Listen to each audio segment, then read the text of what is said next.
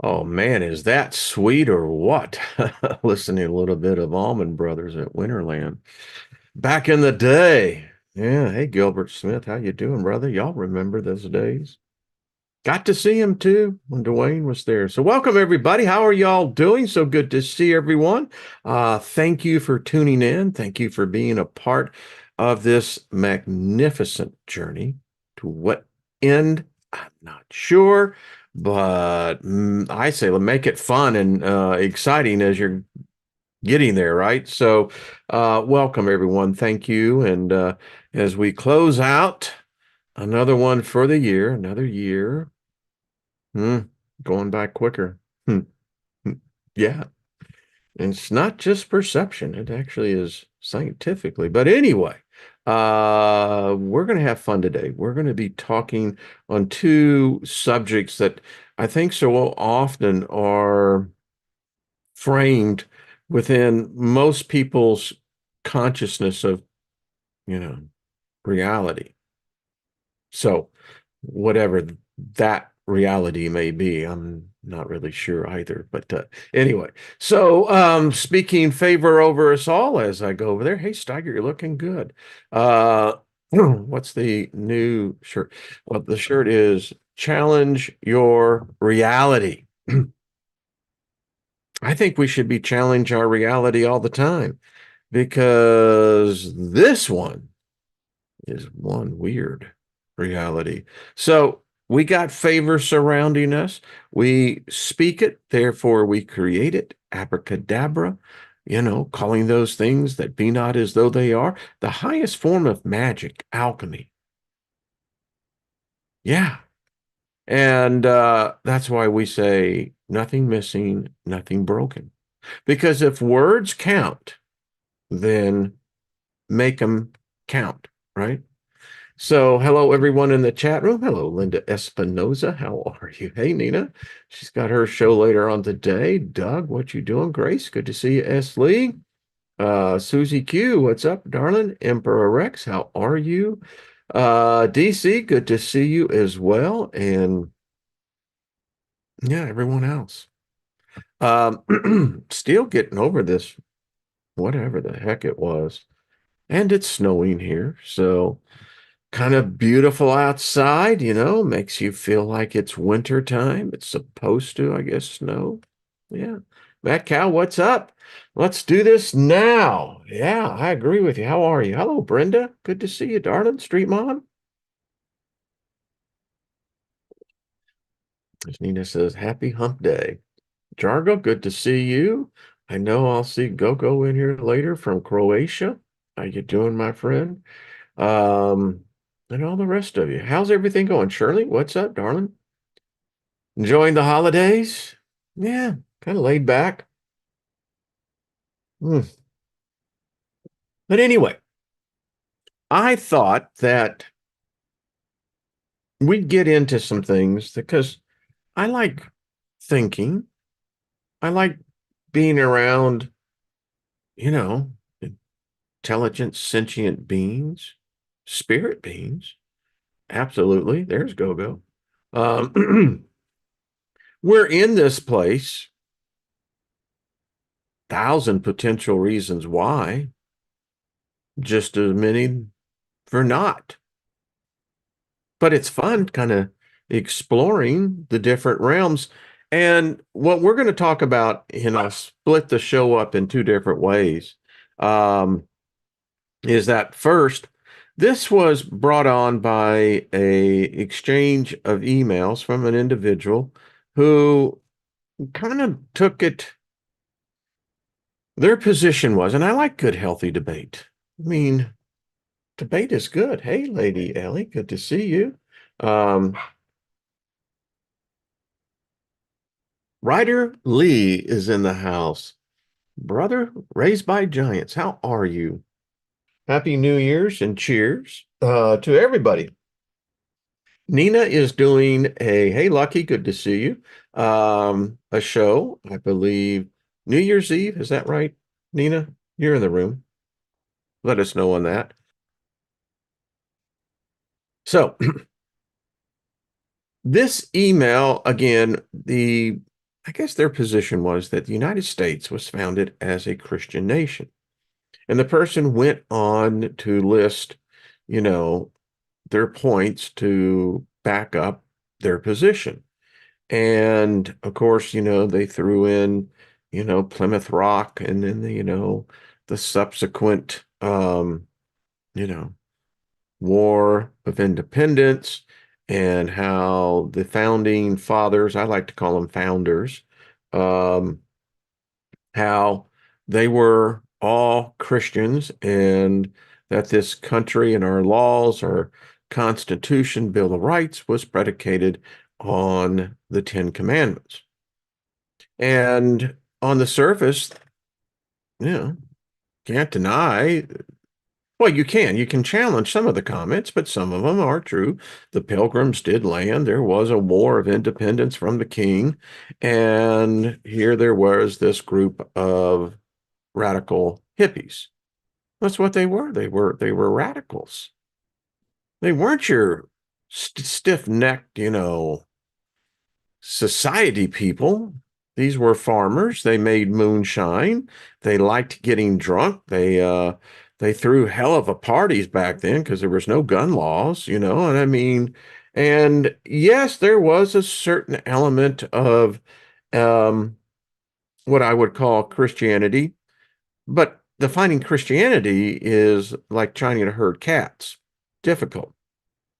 However, my argument back was that the very fact that they put in the First Amendment, and I don't know if you read in the description, freedom of religion or religious liberty is a principle that supports the freedom of an individual or community, in public or private, to manifest religion or belief in teaching, practice, worship, or observance. It also includes the right not to profess any religion or belief or not to participate in a religion. So that is the kind of the crux, the foundation of what the founders were looking at. Because the fact of the matter was, they were under a certain tyranny of King George and their religion. And the thing about Protestantism is that if you go back to the etymology of the word, it means protester. Okay. So we have these radicals here, today, hell, you'd have the FBI, DOJ, you'd have DHS, you'd have everybody looking at these people because they were radical. They were radicals, but they were also enlightened. They were smart. And they didn't like the particular way that their parents, grandparents, great-grandparents were told how to have a belief, a religion. And so the exact opposite is the truth. The United States was never founded as a Christian nation. It was founded as a nation that had no God. Now, it makes reference to God, but God in the construct of not this biblical character. And I'll have proof of this. So the first point in the debate is that the United States was never founded as a Christian nation, just the opposite. It was founded that for every person of any belief, of any kind, could have an equal say in the public square, in the making of laws, and that they were not to be held in bigotry in any way. There were to be no restrictions, that the government itself was not to have a stated religion. We've lost that. Because the truth of the matter is, the Pilgrims were invaders. There was already the nation of in fact, the indigenous nations, the Indians. They saw these white folks coming over here, and it was a freaking invasion. And these white folks brought nothing but disease, death, and they brought their religion. Now, the Indians are pretty far out characters. I mean, you're talking about an enlightened society. They knew what those mushrooms were about. They knew about cannabis way before the white man ever did, trust me. And they saw these white devils as just that. And they proved out to be devils. I mean, listen, if you got freedom of religion, then all points of view are not only welcome, but encouraged. Right? Right. Groundhog Day. But anyway, I love that scene. Bill, how many of y'all know that scene? Anyway, so the pilgrims can't be used as a foundation that somehow this God, this Christian God, that by the way cannot be defined. We have no idea where it came from, but now it's into the conquest business.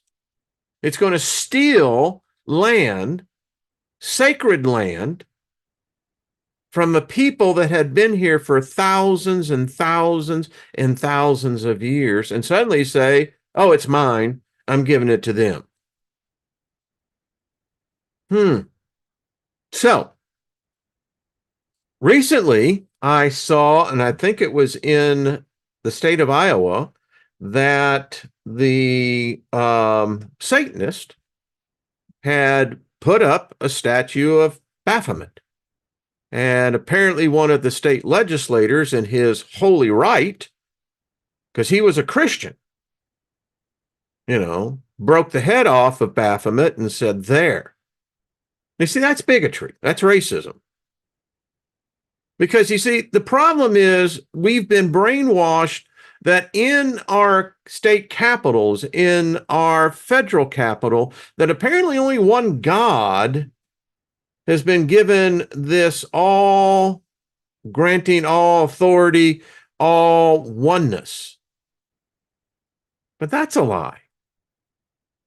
And to get into that, let me get into this because I've got some. So this is something that recently Pope Francis said that anyone that practices Freemasonry is not of the faith, that they ain't got no place in heaven. But the problem is modern day Christendom is founded upon the Knights Templars. I mean, if you believe the stories, they went into Jerusalem, which, by the way, brings up another part of history. Because you see, the thing about history is that it gets mixed up real easy. They have all these so-called sacred sites, but reality shows us that when Flavius Titus, and his brother Daimon, they burned Jerusalem down. 2 million people were said to have been massacred. And when the Romans got finished with it, there wasn't a stone left, and it sat desolate for, some say, 600-700 years. Now, we know that 100 years can become almost changed overnight because no one's living that long, right? So this is Baphomet. This statue should be in every state capital. It should be prominently displayed in the U.S. Capitol because, well, looks like this is the God that everyone is so afraid of. And the symbolism in here, it does not escape the observer. People think this is evil. It's just the opposite. In fact, this is the secret acronym. Says one of the most misunderstood symbols throughout history is Baphomet, which holds a deep and important meaning, excuse me, folks, to all the races of mankind. Incorrect ideas from the past have continued on today about this mysterious symbol. Many people claimed that Baphomet is Satan and evil. This is nonsense and is without foundation. Baphomet is featured biblically in the book of Genesis, although not by the name, and is related to the mystery of the serpent. The mystery of the serpent is in the staff of Moses. On the right of the staff is Baphomet, which is a word supposed to be read backwards as the Tempo-fa-ab. It is Latin and means Templi Hominum, Hominum Peaceus Abbas, peace of the Father to all men in the temple. Well, they certainly kept that shit out of the history books. So we have to understand that when we address Baphomet, we are addressing the cherubim that is mentioned in the book of Genesis as the guardian of the gate of Eden. So he drove out Adam, and he placed at the east of the Garden of Eden the cherubim and a flaming sword, which turned every way to keep the way of the tree of life. And we've talked about this. Well, why would a God need a tree of life? Maybe because he's going to die one day, just like us. And that'll be the second part of today's show, this whole death life thing. The cherubim, in accordance with the tree of life, are those creatures of the Sethros Yoshid in the world of formation, the Yazira, which is the world related with the Sephira Benai, laid Helov Elohim, the Holy Spirit in the tree of life. Cherubim means strong ones. The strength of these angels is represented in many ways. That strength is related with the Sephiroth Yoshid, the sexual force. The world of formation relates to the world of the Elohim, which is the Sephiroth, which relates to the sexual energy and is ruled by the Elohim. Yahweh. It's always got to do with sex, folks.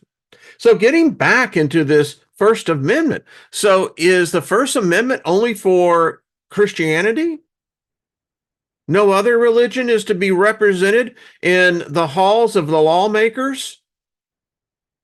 What's wrong with you folks out there? You legislators, what is it? Or what are you afraid of? I mean, either you believe in what the First Amendment says or you're a goddamn hypocrite. And I don't give a damn about your religion. I have just as much right to my religion and belief to be painted up on the wall or to make a temple just as much as you do. You don't own everything. You don't own the religious space. It's the problem. Trump, you ought to be listening to this, brother, because you're kind of on the, well, anyway, study history. And so this is what every medical professional wears. It's the cauticus. It represents healing. We've talked about this. The Holy Spirit, it gets all into this. But it's very defined that it's the serpent. And obviously, it's very readily seen, as you can see, DNA. This is not made up stuff. This is the staff of Moses. Again, the serpent. Now, we were talking on Ryder's show last week on the Statue of Liberty. Ryan was in the discussion. And I came upon this. I knew what I had in my files. So look at this. You're going to see that this is what apparently, I know there's a different story out there, but this is the Statue of Liberty, what she really represents. I mean, check the world out, folks. has plenty of history to it. So, and you can see, same crown, the ankh, the wings. Notice the finger. I mean, the symbolism is everywhere. I mean, and it's just those small things that you're going, what? Yeah. So what's going on here? Well, it's because it's right in our face. And by the way, this statue is, as you can see, everywhere. Now, this adorns. This one is in Washington, D.C. Again, the serpents, wisdom, knowledge, healing, Jupiter, same thing. Well, wait, what is Jupiter doing in the capital? Mars. What's with that? Huh. And there's this staff again. So in a supposedly Christian nation, it's certainly adorned with the artifacts, the architecture of something very ancient, something hidden, and nobody seems to want to really talk about it too much because, again, we are a Christian nation. Many of you have been with me a while. I guess I wrote this back in almost 6 years ago.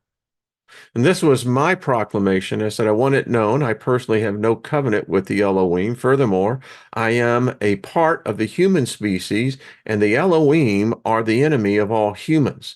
They are the enslavers. No matter where they go in the universe, they only bring death and seek to enslave all life forms they come across in their conquest of living planets. Humans have been under attack by the Elohim, and the knowledge given in this presentation is of the Elohim, so caution is advised when contemplating these revelations of the Logos. There is a truth, but with knowledge there is a price that is extracted. You should be prepared to pay whatever the cost will be, for wisdom will be the reward. There are others who are more powerful than the Elohims, and they are at war with the Elohims even now.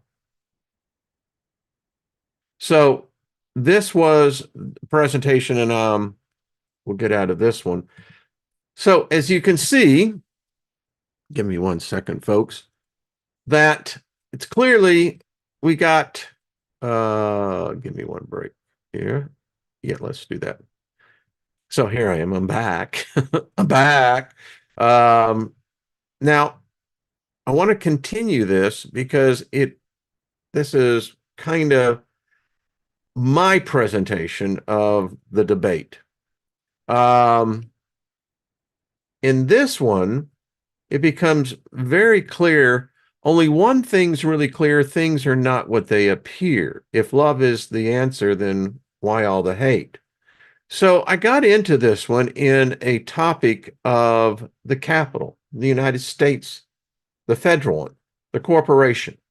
And there is some strange stuff that, and I won't go through, I'm going to go through this one really quick, because in here, I give the history of what Jefferson was looking for in the architectural elements of the Capitol. And it goes into it. Here was his original, one of the concepts. The United States Capitol is a temple. It's not no Christian nation. It's anything but. It's under the guise, but I can assure you that that is not the truth. And I went through all the points, and these are the original conceptual drawings of this. And you can see how it began to eventually become what it is. occultism all through his. I'm not going to spend a lot of time on this because I want to get into the second part.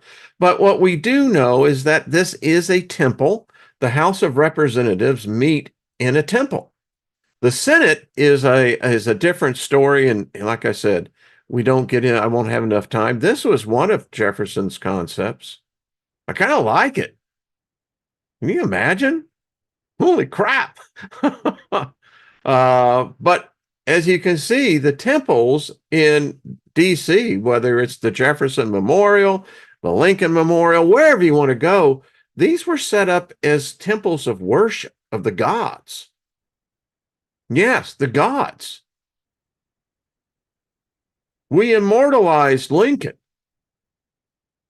I don't know if he was all for that, but as you can see, I mean, this is a temple.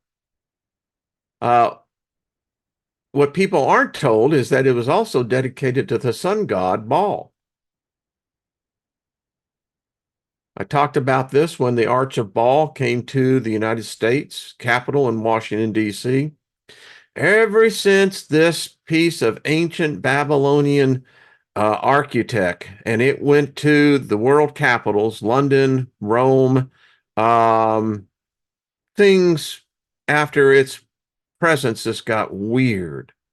And the fact when they did this, when it was going through, they actually invoked the invocation. They called Baal down. Maybe because he was already here. Yeah. The Christian God would be Baal. Oh, and I got into it and how it was, in these world centers and what have you. So the temple, we get into all of this again. But the thing is to look at Washington. Washington is depicted here as Zeus. Eusus. Eusus? Jesus? Do you ever see him in his full regalia in the dedication of the obelisk, particularly at the point? The Supreme Court. I mean, there is just, and I won't get into all of this, but look at all these. We get into all of this. These are gods.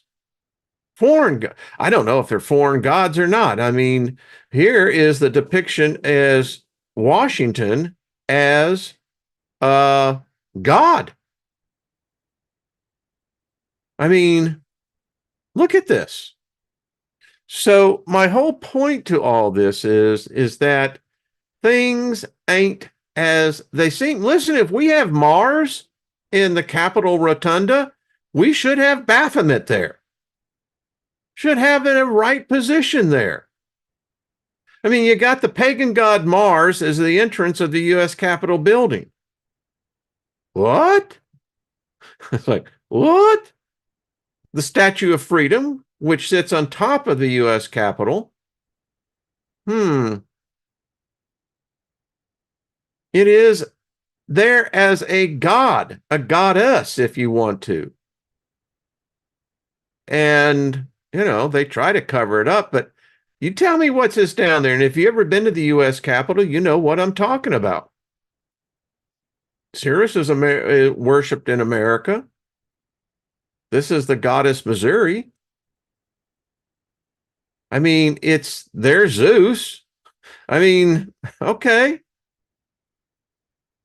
So my point to all this is, folks, as I wrap up this part of it, is that if we're going to be completely honest, then we need to be honest. And I keep saying it, and in this exchange of conversation, the individual kept coming back and saying, but that doesn't matter. It's what, is practice. And I said, well, just because what's practiced doesn't make it right either. I mean, if the United States is a non-religious state, a non-Christian state, then we should do exactly what we say it is. If I have a freedom of speech, which you really don't, so do we really have the freedom of religion? You tell me. And I challenge anyone out there because no one's ever going to listen to this. Only those who are really intelligent listen to things like this. Um, Tell me where I'm wrong.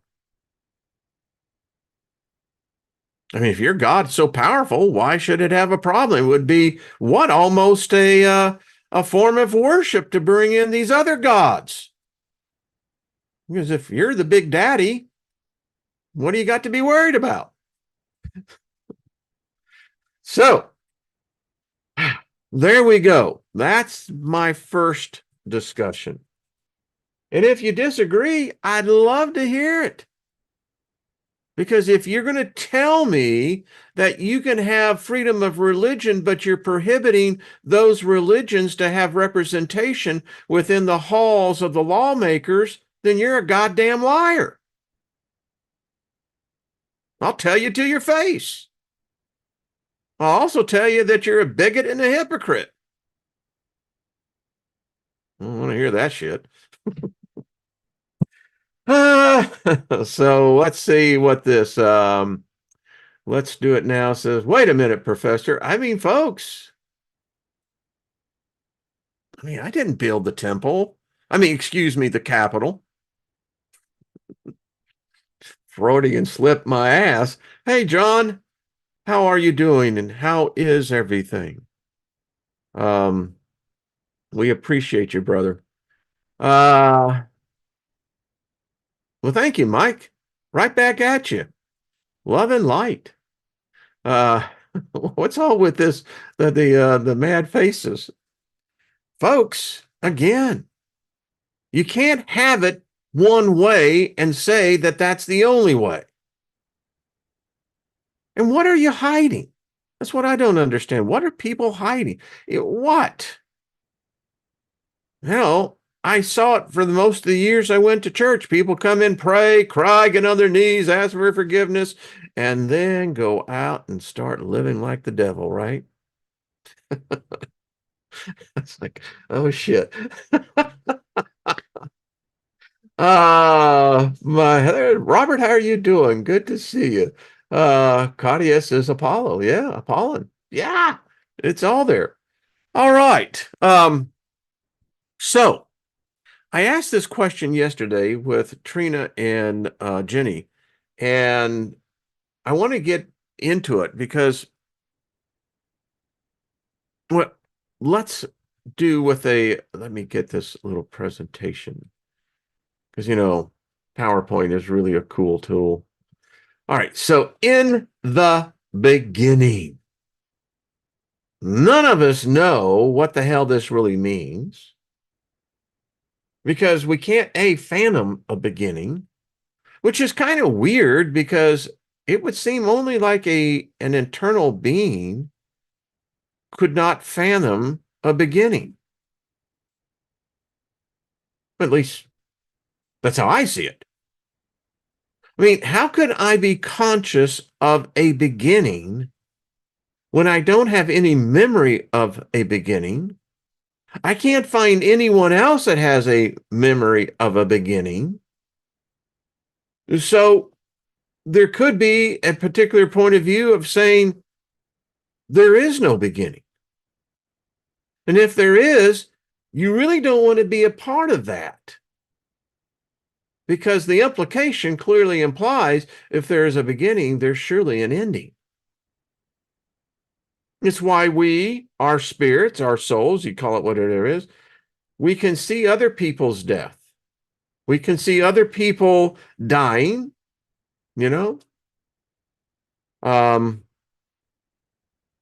always remember this time of the year when I lived in Knoxville, and this is going back decades ago. There was a guy who, right on the 24th, decided to commit suicide. He poured gasoline inside his car and then lit a match, and the explosion knocked out the windows of my condo. When I came out, I saw the guy die. He was burned.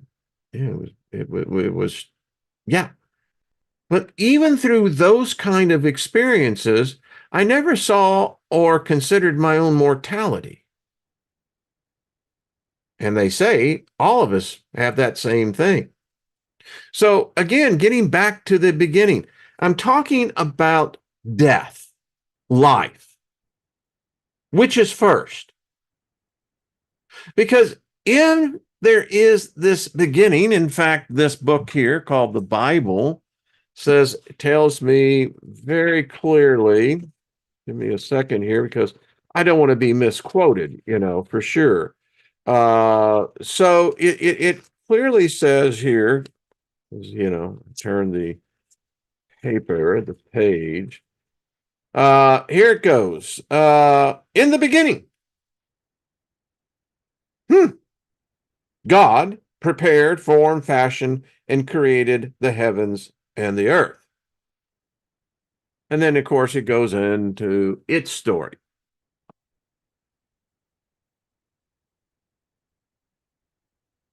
There is a great book called Beware of the World That Is Coming. So anyway, we have this beginning thing.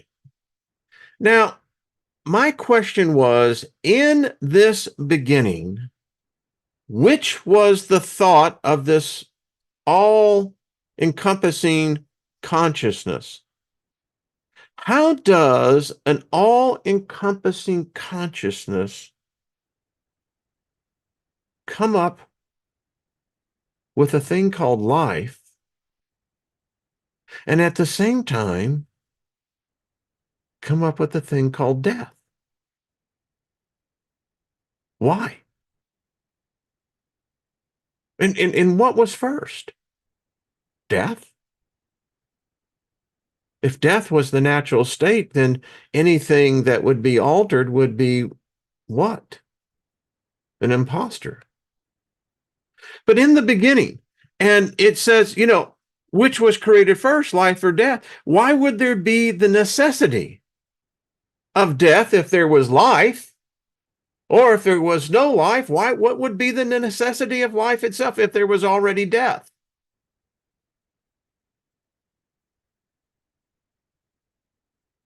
My wife said her brain hurts when I get into these kind of things here, but it's something that people just take so, casual. I don't think about it, but I think it's vitally important because, again, I cannot, in my deep travels, going deep inside and looking outside and et cetera, I still, and even though I know my physical departure, my body will go back to where it was, I still don't conceive that. I don't see that as an ending. But I know technically it is in one aspect. And then it gets into this whole thing. So if I'm going back to where I came, then that implies it's death. It's not a simple answer. Anyway, and I'll look back and the comments and also in the chat room discussion, because to me, this is, I think, vitally important. I mean, if you can't explain this, then what's going on? And I wrote this back in 2018. I said, I think all too often we've become narrowed vision. It could be mankind has made religions and spirit stories of demons, ghosts, and gods because we do not want to face the hardcore reality. We are alone. We are adrift and sanctioned off from all others. Our species has known this almost from the beginning. And the horror of that reality is so great. It is why we cannot remember our origins or our beginnings, where we came from, and who made us. Our species became anethicized, administering to ourselves our own individual formula to cause us to forget And the cycle stops once you leave this earth because there is nothing else after this. But we cannot face that fact. So we invent our stories of a life greater and more peaceful than the one we had. Even hell is still life after death. And better than there be nothing after this than no memory of you, because you really do not exist at all. I wrote that back in July 21st, 2018. So this is the definition of a bigot, a person who is intolerant towards those holding different opinions. We don't like that. So we talk about nothingness. And see, I think that's what most people are afraid of. The absence or sensation of life or existence, worthlessness, unimportant, insignificant. These are the demons. It's frightening to think that this sensation, the consciousness, is nothing. And once the brain goes dead, so do the memories. So are we really just worthless, unimportant, and insignificant? But here's the interesting thing, and when I did this, obviously been almost 6 years ago, nothingness is not oblivion. So all of these questions deal with this state of consciousness, which we have been taught is death. Now, the debate could be, well, did we come into this realm with anything? It would appear that, well, maybe we did. Seems like every person who comes into this realm seems to have some sort of natural talent, ability, gift. Is that a carryover from something previous? Then that would say that life is really, well, meaningless inasmuch that it goes over and over and over again. It's kind of insanity, and so you always think, well, will I remember? Well, how many of us remember what was previous? I mean, do we really remember? Will all the wisdom I gained be lost? Is consciousness transferred at death? Is consciousness lost upon death? Can a spirit be manufactured? Perfect peace means no motion. Perfect peace means no resistance. Is death a spirit? If so, then it's alive. It lives. And what is the purpose of death? Is not death perfection? I mean, again, what is the purpose of death? It would seem like this life here is so quick, it's so fast that, and there's no guarantee how many, days you're going to be here. And is this consciousness? Is it merely the observer that validates consciousness? And to what eye are we seeing? Is the eye really the only point of how we begin to frame reality itself? If not the eye, how can the observer exist? So again, what came first? And as I was telling Lynn, picking up from the conversation we had yesterday with Trina and Jenny, is that Death, let me finish out with Alan Watts. Says nothing is more creative than death, since it is the whole secret of life. It means that the past must be abandoned, that the unknown cannot be avoided, that I cannot continue, and that nothing can be ultimately fixed. When a man knows this, he lives for the first time in his life. By holding his breath, he loses it. By letting go, he finds it. Alan Watts. So this whole thing about beginnings. I mean, if we are, Epicurus wrote, why should I fear death? If I am, death is not. If death is, I'm not. Why should I fear that which I can only exist when I do not? And this is my point as well on all this. I want to break out of this. So I'm up last night and I'm writing and I'm thinking about this and I'm going, as I said yesterday, when it gets down to my former religion, Christianity in this case, and in fact, all the Abrahamic beliefs and just about every religion I can find deals with death as a punishment, you know, and as though we're being robbed of something, this existence. I mean, why is it that our bodies age at all? They shouldn't. But if they didn't age, then you wouldn't have the life experience that we all have.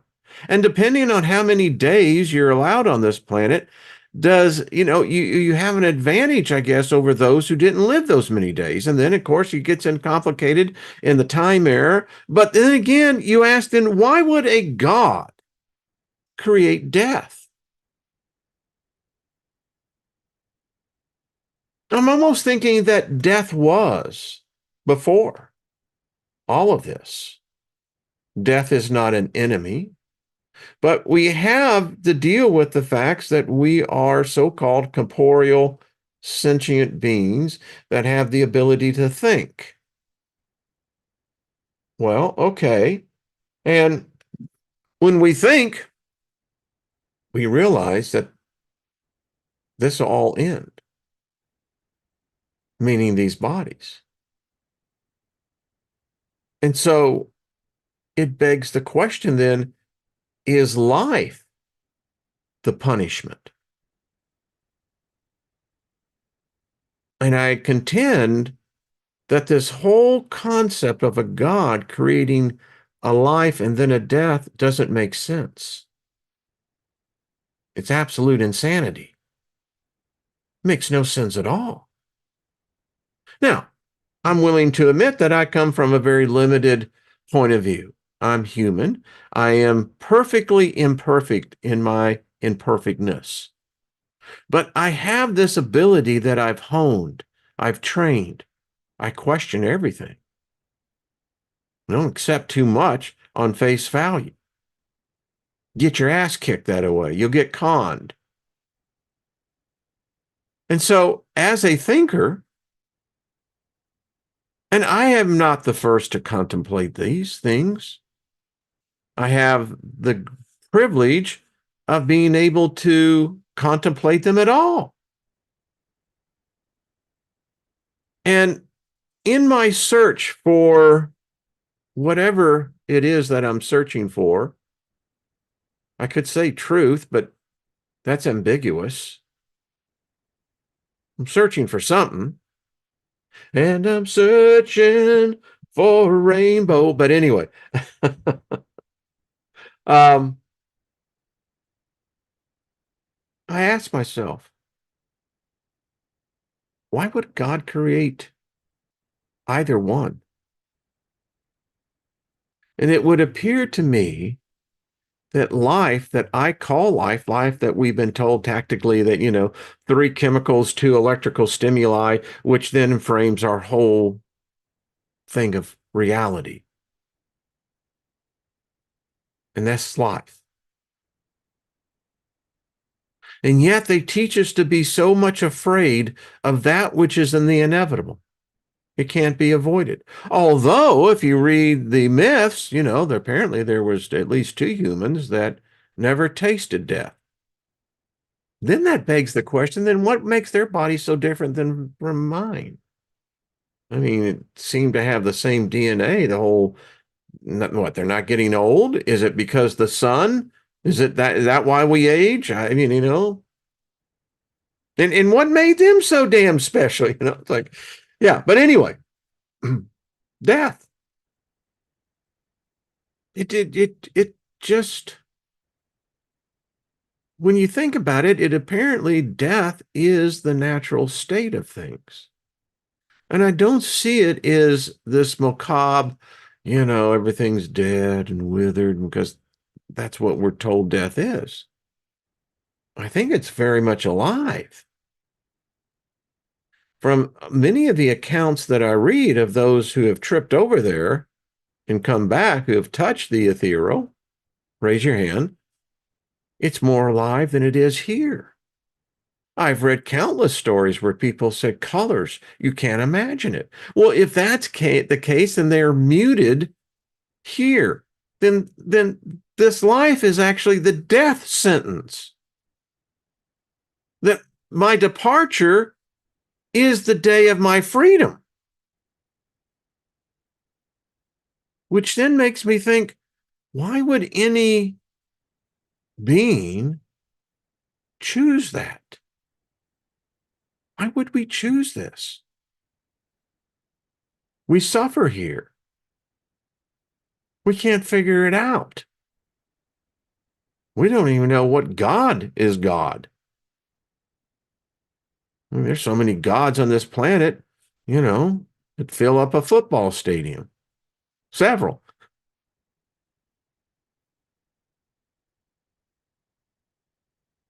It is a question that I believe each person has to ask. Because I'm more and more convinced that this other side is beyond anything. Now, and when I say that, I do believe we get glimpses of it. I think Ghostland really does exist. It's been my personal experience that there is this realm. I mean, and um it's almost tangible, but it seems to be a place that I call it the wandering place because it seems like spirits get, and there seems to be a structure of it. Seems to be, well, really the Wild West in the aspect. And it seems to have um, no prejudices or biasness. Children, adults, there is this thing that apparently age does factor what you had here. Now, is that an impression upon the energy, which we call, our spirits, our consciousness? Because it gets really weird. And then when you think about this thing called life, I think about how many did not make the full birth cycle coming in. I mean, I often think, are they the lucky ones? Now, granted, the struggles in my life have taught me a great deal. I get that.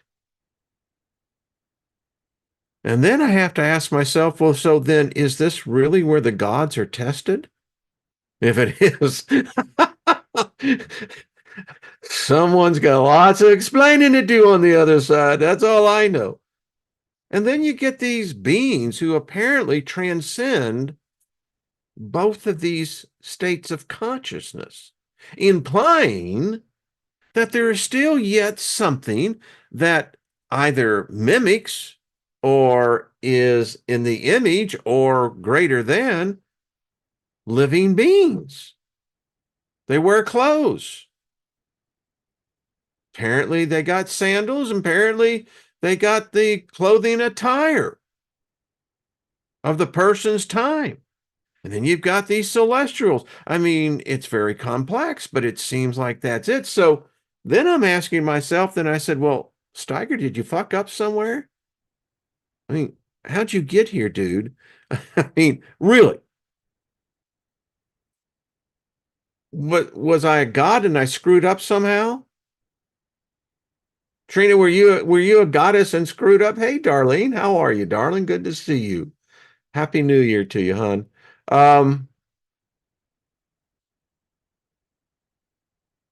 Fact the Builder says, do you think life and death are a definite boundary or a gradual transition? No, I think there's definitive uh difference. It's almost like there's firewalls in between each, and they're not they're porous. They have the ability that it seems like you can transcend them. And then again, you have these stories that so many, and my wife knows, she works in the business, helping people to transition. Many of them see loved ones. Just recently, she was telling me a story, a woman who was in the process of transitioning, about to make the voyage. And she said right there was other nurses and what have you in the room. And she said, I see you, Earl. I see you where you're standing over there. Why don't you come out here with the rest of them? No one else saw anyone, but she was talking, and they were apparently talking back. She was answering. So that tells me that we have to be gods. Not saying thee, but we do something that angels can't even do, demons can't even do. And maybe this is truly the purpose of what we see as life. Do I think it's the story in the garden? No, but I think that it has traces of truth within that. I mean, it's been so watered down and mixed up, but yeah. Now look at everyone in here. So anyway, it's a discussion. I don't think that you can clearly, if anyone would want to come on and have a discussion on this in a deeper way, love to have you on. It's something we're all going to face, and some sooner than others. But I think we have to approach it in a different mindset. It's not sadness. If anything, we should be throwing freaking parties. That's what will happen on my transition. I've already told my wife, I expect a party. You know, you kick out anyone that has this sadness, there ain't nothing to be sad about. Are you kidding me? Yeah. I'm telling you, there's concerts going on up there. And you're always welcome at my beach. You'll know it. It'll be the energy. That's what you'll feel. All right. I appreciate y'all. Tomorrow I have to go out of town. So I will be back on Friday. And Grace says, we're all gods and goddesses at conception. Yeah, once born, they experiment. Isn't that the truth? It certainly feels like it. Right there with you. And like Trina says, yeah, I think we're all part of it. Exactly. Um, Science liberates mankind every day from wrath, Magick. Yeah. Yeah. I mean, someone wrote this script. And I'm convinced that we can change it. Uh, you know, using the cake metaphor, like I'm saying we can change the recipe. You know, some people like, yellow cake, white cake. I like chocolate. I know how to make a good chocolate cake too from scratch. S. Lee, right back at you. This is a good group. I really do appreciate y'all. I This is why we say every day we got favor in our lives. Y'all are the validation of that. Ain't that the truth, Bonnie? Uh, So, all right, folks. Thank you. So there was my 2 points I wanted to make. I mean, if we are truly a nation that applauds the individual of individual rights, you know, freedom of expression of religion would be right up there. But I think it's a slap upon that whole principle if other gods are denied their rightful position. And I think for far too long, there's been one group, one mind worm here, thinking that only Christians have the right to have public displays and everything. It's not a war against Christians. It's just the opposite. It's just that we have to become to grips with the fact that there's diversity of thought. And that can be complex in handling. Someone wrote, "You're the problem. You keep talking about this." Yeah, I will keep talking. Challenge your reality. You know, you're not my enemy because you have a different point of view. That's all I'm saying. It's love, baby. As Mary Wynn says, love always wins. And I happen to say, hey, Lori, what's up? Okay, folks, thank you for joining the discussion. Jackie, nothing missing, nothing broken, right back at you. Nina has her hump day show, so check her out over there as well. Let's not forget to yeah, thank you, Jeanette. Appreciate that. There's Gilbert. Brother, I tell you, I had you on my mind, as they would say. Reality is perspective. It's that whole thing of perspective, It's like, geez, okay. I'm listening, Paul. James, I love that. That is cool. John, right back at you, brother. Seriously. It's, hey, yeah. And I can tell you something that I'll just observation from just what my wife has seen. And uh, there are a lot of people exiting this place. A lot of people. I mean, I told her, I said, what is there a discount on, the seating arrangement? What, they suddenly open up first class that, half the price? That's a ferryman taking, a discount or a holiday? I don't know. So anyway, so thank everybody again. Much love to you all. Have yourselves a fantastic day, and we'll see each other here.